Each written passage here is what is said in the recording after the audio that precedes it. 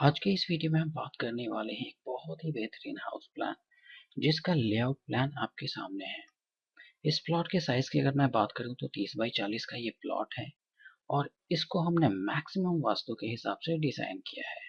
और ये प्लान जो है ये विलेज स्टाइल में हमने बनाया है, प्लस आप अगर शहर में रहते हैं तो उस वहाँ पे भी इस डिजाइन को बना सकते हैं।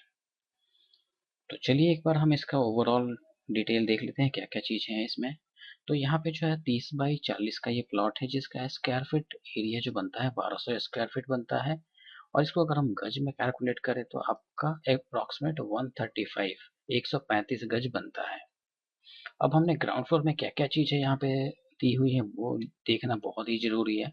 ग्राउंड फ्लोर पे यहाँ पे आपको ड्राइंग कम गेस्ट रूम मिलता है, डाइनिंग स्पेस स्पेस आपको मिलती है, प्लस यहाँ पे आपको 4 बेडरूम मिलते हैं, अटैच बाथरूम प्लस एक कॉमन बाथरूम। आपको किचन भी ये मिलती है, आपको स्टेयर्स भी मिलता है और आपको यहाँ पे वॉशिंग एरिया भी मिलता है। तो 30 बाई 40 में 4 BHK सेट हमने इसको बनाया है। उम्मीद करता हूँ काफ़ी लोगों को इससे हेल्प मिलने वाली है।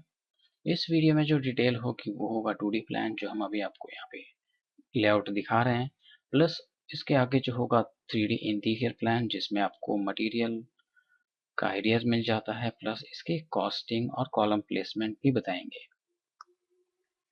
ये हमारा 3D प्लान है जिसका साइज है 30 बाई 40 और इसको हमने डिजाइन किया है ईस्ट फेसिंग वास्तु के हिसाब से। तो चलिए हम बात करते हैं इस 3D प्लान की। जैसा कि मैंने बताया कि ये एक 3D इंटीरियर प्लान है और इसको दिखाने का हमारा मेन मकसद यही होता है कि जिससे मैक्सिमम से मैक्सिमम लोगों को क्लियर व्यू मिल सके, उनको ये भी आइडिया मिल जाए कि घर बनने से पहले उनका घर कैसा दिखेगा। क्योंकि ऑलमोस्ट हम सारी चीज़ें यहाँ पे आपको दिखा देते हैं, जैसे कि सारे फर्नीचर्स, वॉल पे क्या पेंट है, क्या कलर है, फ्लोर पे क्या टाइल्स हमने यूज़ किया हुआ है, वो सारी चीज़ें आपको यहाँ पे देखने को मिल जाती हैं। तो चलिए फटाफट से हम यहाँ पे साइजेस के साथ एक एक पार्ट को देखते हैं इसके। ये हमारा मेन एंट्रेंस डोर है जिसका साइज हमने रखा हुआ है 4 फुट का और ये नॉर्थ ईस्ट कॉर्नर में पड़ता है। ईस्ट फेसिंग से नॉर्थ ईस्ट कॉर्नर। अगर आप चाहें तो दूसरा एंट्रेंस आप यहाँ पे बना सकते हैं इसके सेंटर में, जस्ट डाइनिंग के सामने। तो डाइनिंग को क्या करेंगे, आप उधर शिफ्ट कर देंगे तो आपको ये दूसरा ऑप्शन यहाँ पे मिल जाता है दरवाजे का, मेन डोर।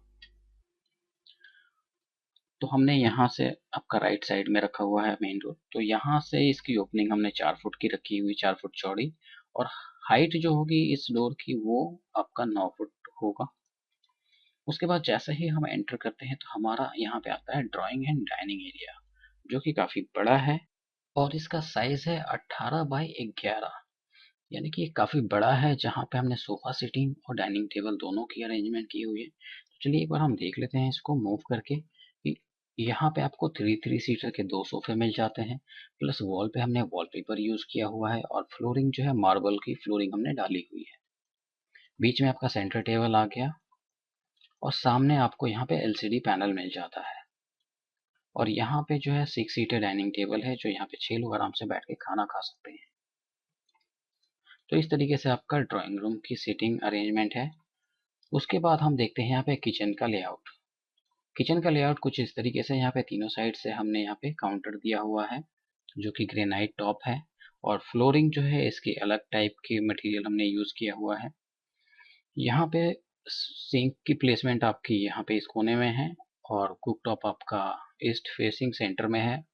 और ये आपका जो है फ्रिज हमने इस कोने में रखा हुआ है जो कि स्टार्टिंग में जाते जाते हमको काफ़ी इजीली इसको हम ऑपरेट कर सकें। अब हम बात करते हैं इसके साइज़ की। तो इसका जो चौड़ाई है वो 10 फुट का है और इसकी जो लंबाई है वो 9 फुट की है। 10 बाई 9 का ये एक पूरा किचन है जो कि काफ़ी बड़ा है और यहाँ पे 2 विंडो ऑप्शन मिल जाते हैं आपको किचन के अंदर। अब हम देख लेते हैं यहाँ पे सीढ़ी वाला पार्ट। ये हमारा सीढ़ी वाला रूम है। पहले हम बात कर लेते हैं सीढ़ी यहाँ पे ग्राउंड फ्लोर की हाइट की। तो यहाँ पे ग्राउंड फ्लोर हम 2 हाइट रख सकते हैं, 11 फुट और 12 फुट। 11 फुट के हिसाब से हमें जो है 17 या फिर 19 स्टेप हम यहाँ पे दे सकते हैं। और अगर हम 12 फुट रखना चाहते हैं तो 19 या फिर 21 स्टेप हम दे सकते हैं। अब हम बात करते हैं सीढ़ी की चौड़ाई की। तो इसकी जो चौड़ाई है वो 3 फुट 3 इंच हमने रखी है चौड़ाई, और कुछ इस तरीके से आपकी फर्स्ट फ्लोर पे लैंड कर रही है। ये हमारा फर्स्ट फ्लोर का लैंडिंग है। तो इस तरीके से आप सीढ़ी की डिज़ाइन कर सकते हैं। और ट्रेड का जो साइज़ होता है वो 10 इंच का होता है।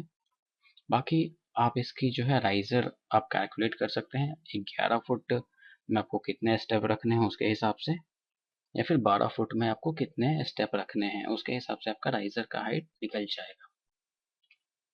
अब हम इसके रूम की बात करें तो रूम आपका जो है 10 फुट इसकी चौड़ाई है, और इसकी जो लंबाई है वो 6 फुट 6 इंच है।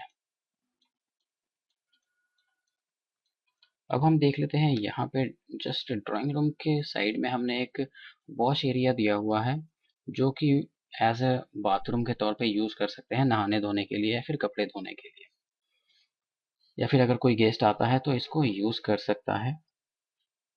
यहाँ पे जो है अगर आपको सीट लगानी है तो आप कोशिश यही कीजिए कि आपका ये सीट जो है बहुत कम यूज़ हो, महीने में 1 बार या 2 बार। तो इस तरीके से आप यहाँ पे सीट भी लगा सकते हैं। अभी फ़िलहाल हमने यहाँ पे वॉश एरिया दिया हुआ है, जो कि आप कपड़े धो सकते हैं या फिर नहा सकते हैं, और बाहर एक वॉश बेसिन दे दिया है। अब हम इसके साइज़ की अगर बात कर लें तो इसकी जो यहाँ से लेके यहाँ तक जो साइज़ है वो ये बाहर वाली वॉल तक 10 फुट 4.5 इंच इसकी चौड़ाई है। लेकिन अगर हम बात करें इस बाथरूम की, तो इसका जो साइज़ आपका बनता है वो बनता है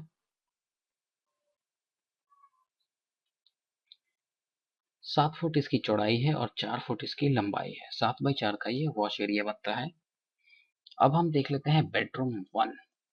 बेडरूम 1 में आपको एक बेड, एक अलमारी और एक एलसीडी का पॉइंट आपको यहाँ पे मिल जाता है। एलसीडी आप यहाँ पे वॉल हैंग करके लगा सकते हैं, क्योंकि ये 10x10 का रूम है। उतना बड़ा भी नहीं है लेकिन उतना छोटा भी नहीं है। यहाँ पे आपको 6x6.5 का एक बेड मिल जाएगा, और 2 फुट चौड़ी एक अलमारी मिल जाएगी, और सामने आपको एलसीडी मिल जाएगा जिसका साइज़ है 10x10। यहाँ पे आपको एक विंडो ऑप्शन मिल जाता है। अब हम बात करते हैं बेडरूम 2 की। ये बेडरूम जो है इससे थोड़ा सा बड़ा है, जिसका साइज़ है 10x12। यहाँ पे आपको किंग साइज बेड मिल जाता है, जिसका साइज़ है 6 फुट बाय 6.5 फुट का। एक 2 फुट चौड़ी एक अलमारी मिल जाती है आपको पूरी, यहाँ पे 5 या 6 फुट की। यहाँ पे फ्लोरिंग में आपको वुडन फ्लोरिंग मिलती है। वॉल पे अगर आप कलरफुल वॉलपेपर या फिर टेक्सचर पेंट कराना चाहें तो वो भी करा सकते हैं। और सामने आपको यहाँ पे एलसीडी मिल जाता है। तो इस तरीके से हमने इसकी डिज़ाइनिंग की हुई है। अब हम देख लेते हैं बेडरूम 3। तो बेडरूम 3 जो है इस कॉर्नर में है, तो इसका साइज़ भी आपको मिल रहा है यहाँ पे 10x12 का, जिसमें आपको बेड, अलमारी और एलसीडी ये तीनों चीज़ें मिल रही है। प्लस यहाँ पे हमने 2 विंडो ऑप्शन रखे हैं। इसके साथ जो है आपको एक अटैच बाथरूम मिल जाता है, क्योंकि ये साउथ वेस्ट कॉर्नर पे है, जो कि एज ए मास्टर बेडरूम आप इसको बना सकते हैं, जिसमें वॉश बेसिन, सीट और नहाने का एरिया हमने दिया हुआ है। बाकी ये जो प्लेसमेंट है बाथरूम की वो आप अपने इस अकॉर्डिंग भी चेंज कर सकते हैं। और यहाँ पे आपका एक कॉमन बाथरूम है। हमने स्टार्टिंग में वॉश बेसिन दे दिया है और यहाँ पे सीट दे दिया है। अब हम इसके साइजेस की बात कर लें। जो हमारा कॉमन बाथरूम है इसकी चौड़ाई है 3 फुट 4 इंच, और इसकी जो लंबाई है वो 8 फुट है। और वही अटैच बाथरूम की अगर हम बात करें तो इसकी चौड़ाई 4 फुट है और इसकी जो लंबाई है वो 8 फुट है। तो ये हो गया आपका ये 3 रूम का। अब हम बात करते हैं बेडरूम 4। तो बेडरूम 4 भी जो है आपका यहाँ पे 10x10 का है, जिसमें वॉल से अलाइन करके आप यहाँ पे बेड लगा सकते हैं, जिसका साइज है 6 फुट बाय 6.5 फुट का बेड का साइज रहेगा। उसके बाद जो है यहाँ पे 2 फुट की अलमारी लगेगी।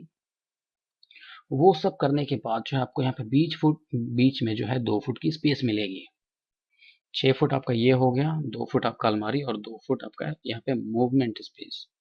तो इस हिसाब से इतनी स्पेस यहाँ पे बचने वाली है, और सामने आपको यहाँ पे एलसीडी मिल जाता है। तो इस तरीके से आपकी ये पूरी कंप्लीट डिजाइनिंग यहाँ पे हमने 3D में इसको दिखा दिया आपको। अब हम बात करेंगे इसकी कॉस्टिंग और कॉलम प्लेसमेंट की। कॉलम की प्लेसमेंट कुछ इस तरीके से दिखाई है, आपको साफ साफ यहाँ पे दिख रहे होंगे। पिंक कलर के ये सारे कॉलम्स हैं और यहाँ पे इस प्लान में टोटल 17 कॉलम हमने प्लेस किए हैं। और ये 17 कॉलम्स जो है ज़्यादा नहीं है, क्योंकि ये जो है आपको ज़्यादा लग रहे होंगे देखने में, लेकिन ये प्लान का डिमांड है। जिस तरीके से आपकी प्लानिंग होगी उसी तरीके से कॉलम की प्लेसमेंट भी होगी। इसके साइजेस जानने से पहले मैं आपको इसकी कंस्ट्रक्शन कॉस्ट बता देता हूँ। इसकी जो एक फ्लोर की कंस्ट्रक्शन कॉस्ट आएगी मिनिमम और मैक्सिमम, मिनिमम आपका 15 लाख होगा और मैक्सिमम आपका 18 लाख होगा, जिसमें आपको जैसा कि मैंने आपको दिखाया हुआ है यहाँ पे, बिना फर्नीचर के जो भी आपकी फिनिशिंग चीज़ें हैं, वॉल पे वॉलपेपर ले सकते हैं, फ्लोर पे जो मर्जी आप टाइल, वुडन टाइल या फिर नॉर्मली वुडन फ्लोरिंग करवा सकते हैं। तो इस तरीके के यहाँ पे आपको 3 फ्लोरिंग आइटम चेंज मिल जाते हैं, प्लस वॉल पे जो भी आप वॉलपेपर लगाना चाहें वो लगा सकते हैं। बस कंडीशन यही है कि फर्नीचर इसमें इंक्लूड नहीं है इस कॉस्ट में। ये है आपकी कंस्ट्रक्शन कॉस्ट फिनिशिंग के साथ। अब हम बात कर लेते हैं साइजेस की। ये जो 17 कॉलम्स हैं, ये आप 2 फ्लोर बनाएं या फिर 3 फ्लोर बनाएं, इसका साइज रहेगा 9 बाई 12 का, क्योंकि ज़्यादा कॉलम्स हैं, ज़्यादा दूरी भी नहीं है हर कॉलम के बीच में, तो इसलिए आप इसको 9 बाई 12 का रख सकते हैं। उम्मीद करता हूँ इस वीडियो डिटेल से काफ़ी लोगों को हेल्प मिलेगी और मिलने वाली है, इसलिए इस वीडियो को ज़्यादा से ज़्यादा शेयर करें जिससे दूसरों की भी हेल्प हो सके। वीडियो देखने के लिए धन्यवाद।